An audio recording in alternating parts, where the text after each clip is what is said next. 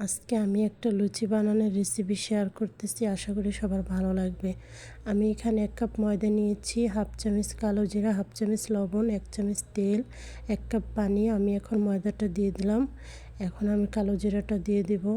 তারপরে আমি একটু মিক্স করে আমি এখানে তেলটা দিয়ে দেব।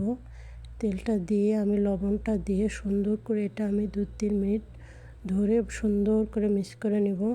এটা একটু সময় নিয়ে মিক্স করতে হবে, তাহলে আপনি যদি ভালো করে মিক্স না করেন তাহলে লুচিগুলো কিন্তু ফুলবে না। আপনি এটা ভালো করে 2-3 মিনিট ভালো করে মিক্স করলে আপনি লুচিগুলো খুব সুন্দর ফুলবে, আর এটা অনেক সময় পর্যন্ত থাকবে। এটা কখনোই নরম হবে না। আপনি এভাবে সুন্দর করে মিক্সটা করে নেব। এভাবে সুন্দর করে 2-3 মিনিট ধরে আমি সুন্দর করে মিক্স করে নিতেছি। সব উপকরণগুলো সুন্দর করে মিক্স করা হয়ে গেলে এখন আমি কুসুম কুসুম গরম পানি দিয়ে দিচ্ছি।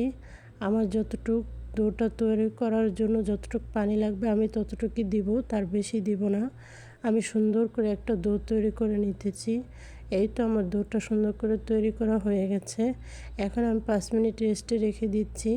আমি 5 মিনিট রেস্টে রেখে দিয়ে এখন আমি ছোট ছোট করে লিচি কেটে নিচ্ছি। সব লিচিগুলো আমি এক সমান করে কেটে নিচ্ছি। আমার সব লিচিগুলো কাটা হয়ে গেছে, দেখেন সবগুলো এক সমান। এখন আমি লিচিগুলো সুন্দর করে বেলে নিচ্ছি। আমি সব লিচিগুলো গোল গোল করে ছোট ছোট করে বেলে নিচ্ছি।